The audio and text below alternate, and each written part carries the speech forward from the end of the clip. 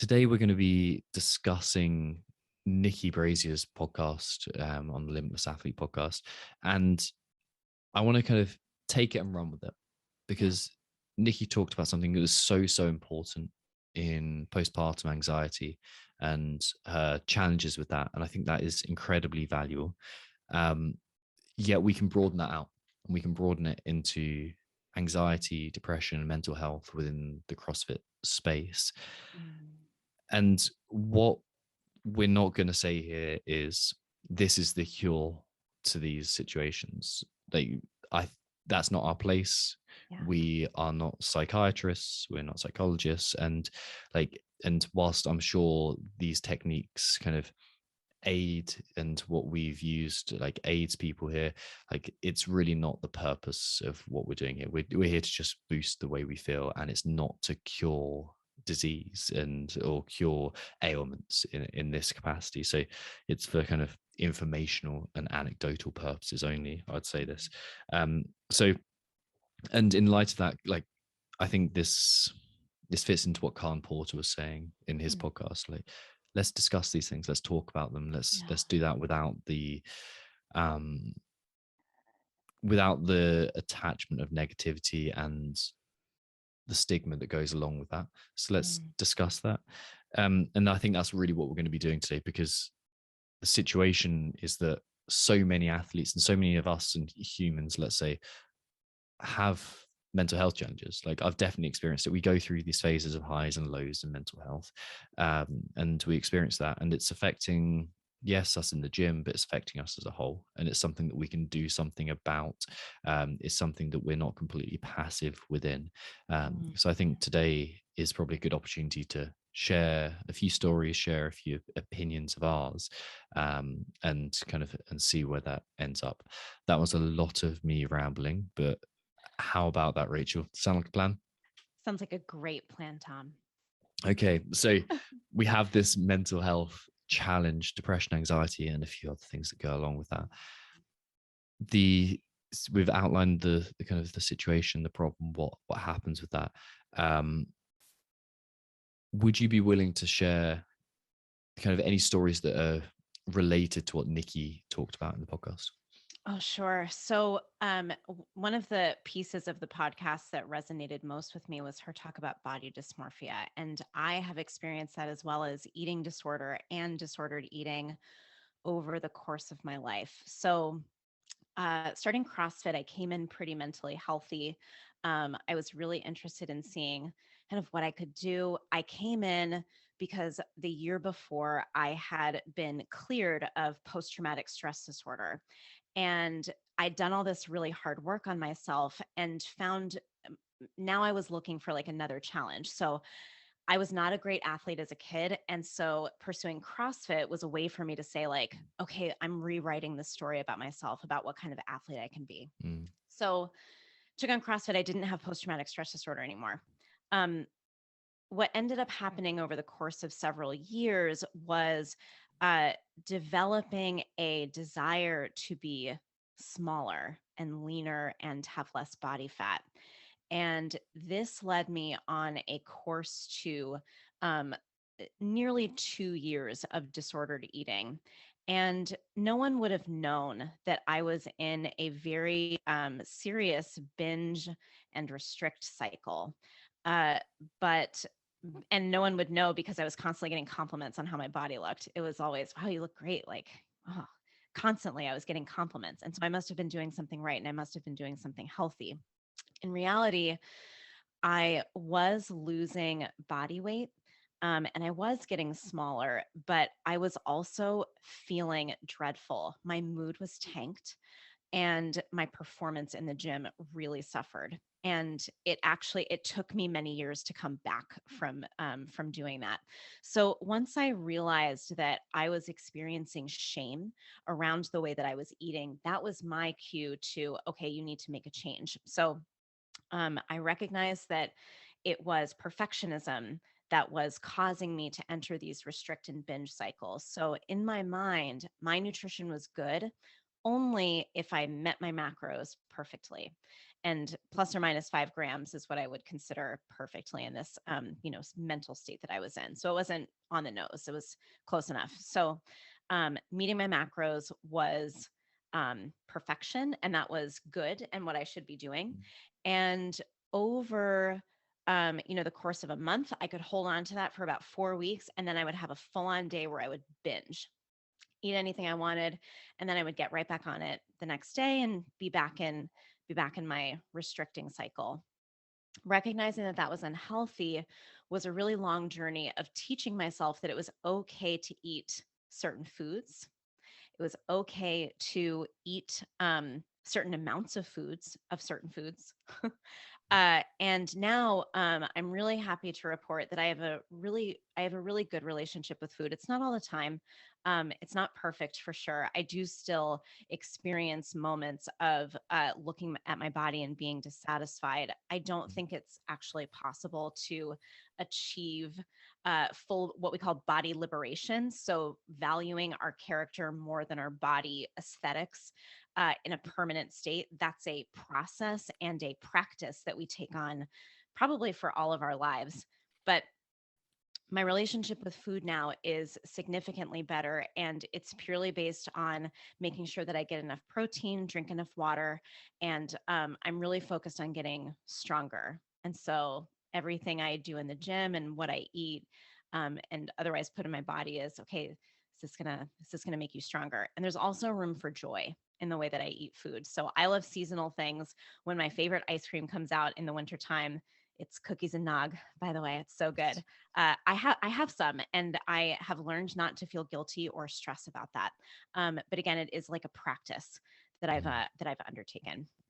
Yeah, thanks for sharing that, Rachel. Yeah. And I think something that I'd like to dig into a little bit deeper was Mm. around the idea of there's this image that we look around and we see and we think that is what I have to achieve for myself. And that's usually a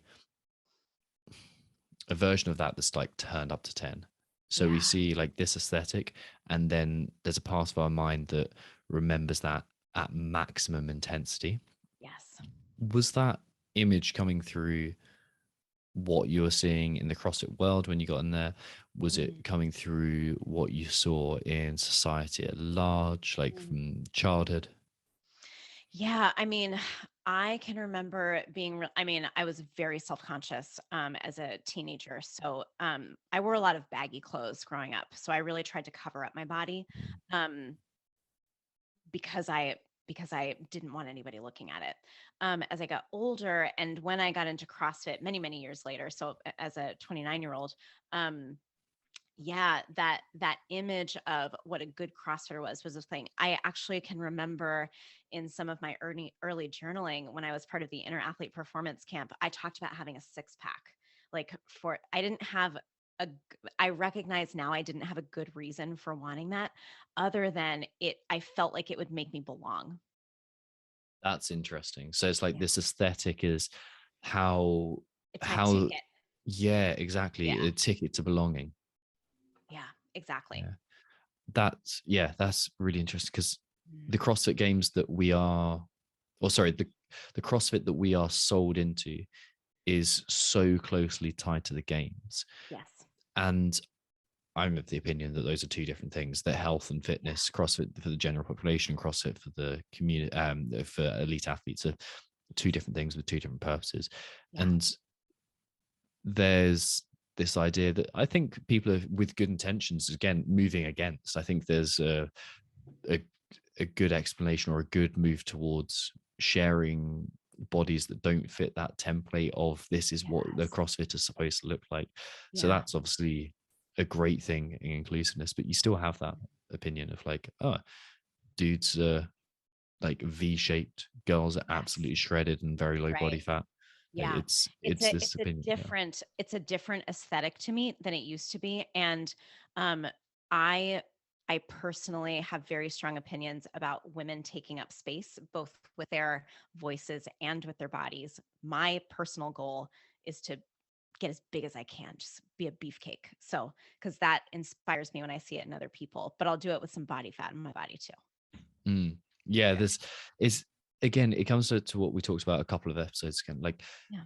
is if it was autotelic for you, like if you're just doing something for the performance, and like it's an easy thing to say. And I think it's also probably worth tailoring this to say there's probably some evolutionary strategy to say like, oh, the way our body is constructed is something that's valuable in Yeah. terms of health, in terms Yes. of opinion. Like there's no point in arguing that everybody is the same in terms of health, and like that's obviously a misnomer.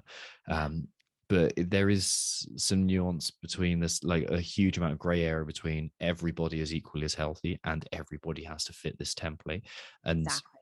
probably it's something around health is and your purpose and your what Yes. you really want to be doing in that. Yeah. How you like to feel, Mm, right? What you exactly. want your energy to be like. I think that was one of the key things for me is my energy was tanking when I wasn't eating enough.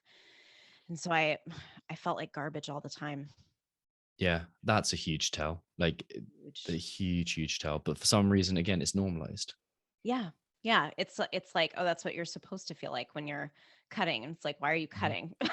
Yeah, yeah. What You're not exactly going on. are you training for a Yeah, physique competition? Like, why was I doing that? Yeah, it was yeah. ridiculous. And if you are training for a physique competition and you love it, Yeah. fantastic. Go ahead and do it. Great. Like there's Do nothing it. wrong with it. Yeah, yeah. If Yeah. you like I'll do your personally, numbers for you. I could not stand that because I love carbs too much, and that Nope. is what I'm into. I don't want to feel Like like that. Yeah. yeah, yeah. Yeah. Yeah. So that's really interesting. And thank you for sharing that a lot. My pleasure. Is there Thank anything that you learned from that that was you. valuable that you wouldn't have learned otherwise?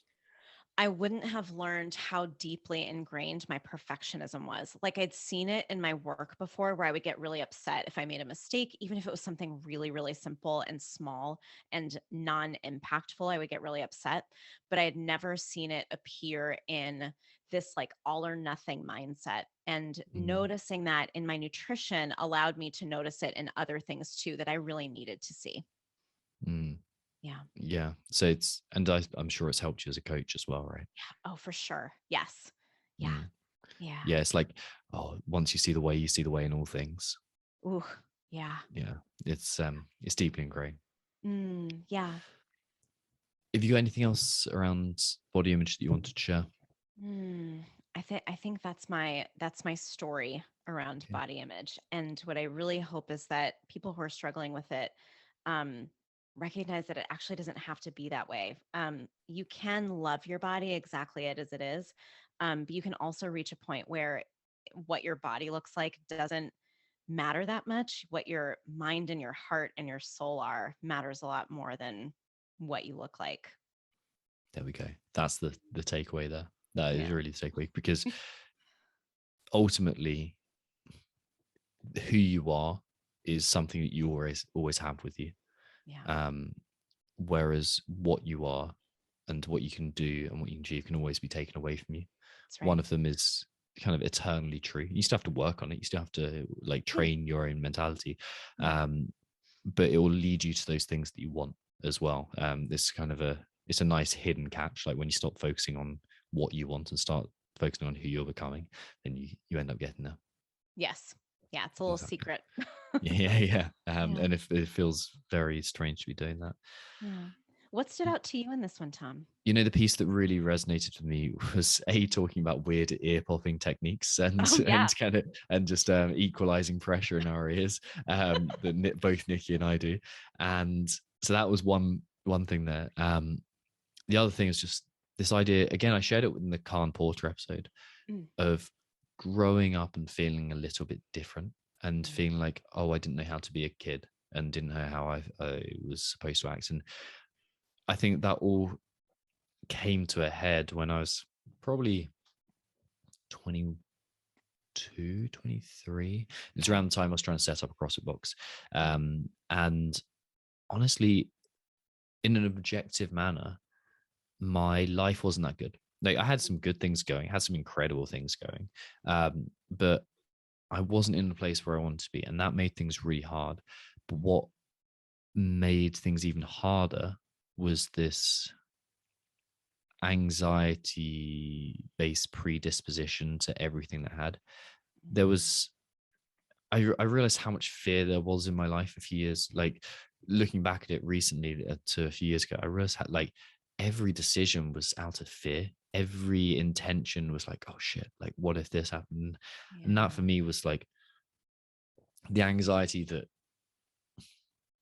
filled my life for years and years and years, and it didn't feel great. It, in fact, it felt awful most of the time. It affected sleep.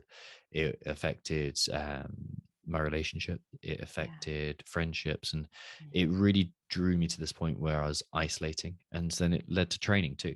It's like, okay, like eventually, like my last bastion of self care just diminished because I was also in the military at the same time, and it's like I have to be this type of person, and the training in the military is obviously hard, and that's a good thing that it's that hard. But for me, where I was right then, like that was just way too much for me to be Yeah. taken care of, and like that fed into this identity of this is who I was supposed to be, and I couldn't be there. So this whole anxiety piece that Nikki talked about like resonated so heavily. Obviously, the postnatal thing isn't something that I'm going to experience or have experienced. Um, but the principles behind it, or the kind of the deepest narrative behind it, that was really important. And Mm. when it's funny, it actually occurs more in cities when I go and speak to members of boxers and athletes. And even when I just drop into London occasionally, there's this anxiety that's like it's so prevalent that it's the normal state in many cities, Yeah. of just like go go go go go, I'm not good enough, I've got to get there, I've got to get away.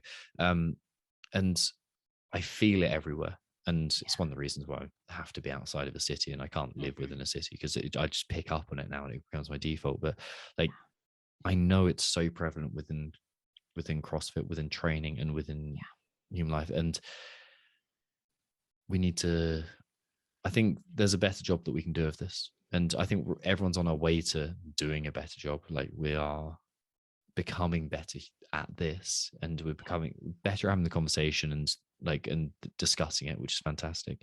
Yeah. But we're also better at developing tools to deal with it. Mm. Most useful tool for me by far was just observe your inner athlete, like getting out a piece of paper and just scrawling it down. I remember looking back at my first few entries, and like after I'd learned how to do it, I was like, oh, I'm insane. Like that is utterly, like that is Yikes. just gibberish. I was like, that's what's going on. And it was such a shock to see, oh, that's what's been going on in my head the whole time. Mm. And now it's out on the paper. It was, yeah, that was a confronting moment. Mm, Yeah, yeah. Um, it's so interesting you bring up the anxiety we feel in cities. I experience the same thing just driving. Like mm, there's the energy changes. It's I have to go right now. And that's a story we're telling ourselves as a culture as soon as we enter a city or if we live in a city. It's so interesting. yeah. Yeah. I think there's some evolutionary ideas why that is as well. Mm. We've lived in communities of 100 to 150 Yeah. for basically eternity, Yeah. and cities are very new, and our hardware hasn't caught up with that yet. We're Yeah. still programmed in that capacity. Like we're still set up for small communities, and Yeah. suddenly you've gone from, essentially it's like having spent your whole life in a place that very few people, you know everyone. um yeah, things are difficult, but like you have a horizon that you can look at, you spend a lot of time outside. Mm. It's quiet most of the time, and then suddenly you're in a place where threat perception is everywhere, Yeah, and there's you have, always light, often flashing, like yep, it's always there's tall moving. buildings around you, you're Yes. like Yeah, these you're huge, closed yeah, yeah, there's no horizon Yeah. at all, and you're just Yeah. like hemmed in. You get these weird, like kind of like there's moving vehicles everywhere. Like it's a crazy place to be in. And like Yeah. Mm. getting out of, it's not all cities, I found Vancouver to be quite different, but getting out of London for sure was a huge benefit to my mental health. Yeah. Yeah, Yeah. it's Yeah. yeah. Mm. Thank you so So much for yeah, sharing. Yeah. no worries, like that. So that's what I found, and I found observe your inner athlete is a useful tool. Mm. I found the last thing that I wanted to do, but the thing that I most needed to do was connect with people that I loved and who loved me. That was, yeah, huge. But I didn't. I didn't feel worthy of doing that. I didn't feel like I deserved it. So that was a Yeah. challenging battle to, and luckily I had a couple of good friends, really good girlfriend at the time, and Man. like, and now fiance, and it worked really, really well. Like it came out, community and support from individuals is super important. Yeah. And then also there was this idea that I felt like I needed to be pushed and stretched, and I just need to be more disciplined and focused, especially coming from military at that time as well, was obviously Yes. huge in that. It's like, you've got to do this, you've got to become this thing. Like, you got to push harder, work harder. You're just not working hard enough. And if you work hard, then like you won't have time to feel sorry for yourself. Yeah. And all that did was turn up the intensity. And Mm. whilst I felt like I needed that symbolic father figure, I actually just needed the symbolic mother figure of a hug. It's going to be okay. You are going to be okay, and you can figure this out and take some time out. Um, and it's interesting that you need that balance, and you feel like you need Yeah. one thing because that's what you used to, but you probably need the other. Yeah, absolutely. And you need that internally, right? The ability to set those internal boundaries of actually what I need right now is care, or actually what I need right now is a kick in the pants. Mm, Um, but let's talk about how athletes can reach out for help, because I think that's something a lot of mm, us struggle with is how do we seek connection authentically with each other? Like, how do you even tell someone like I'm struggling? mm. Yeah. How would you go about that? Like, I am honestly I've done it recently, Tom, with gone. you, in fact. And Yeah. and the way I did it was, "Hi, I'm struggling." Yeah. How did And that feel though, reaching out? Because like it's not as simple as just like typing out or getting on a call. yeah, Like there's some barriers to entry. there sure are. And the main, I mean, we talked about vulnerability in previous podcasts too. Um, that's a practice that we have in Mindset Rx, and the practice of confronting bound natures. So I know when I'm in certain bound natures that my inclination is to withdraw Mm, and basically hide and try to like deal with things on my own. And what I've learned through experimentation is that what I actually need to do is reach out to people.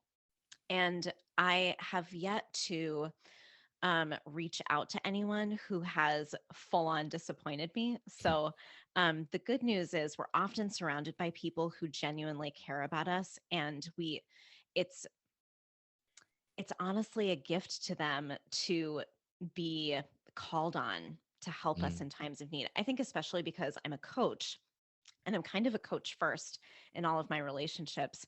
I'm often the one giving the help. So me asking for help from the people that I'm normally giving the help to is a really is a it's literally a gift. mm. Yeah. Yeah, I think that's one of the reasons why it's so important to train vulnerability, Mm, because then exactly. you build up the capacity to do it when it really, Yeah. really counts. And that's not to Yes. say that if you need help now, that it's going to be impossible. It's going to be a bit more No. difficult, but Yeah. the act is simple, but it's difficult. Yeah. So that it's, and it was also, for me anyway, talking from my own personal experience, Mm, it seemed a bigger ask of people and a more humiliating ask than it ever was.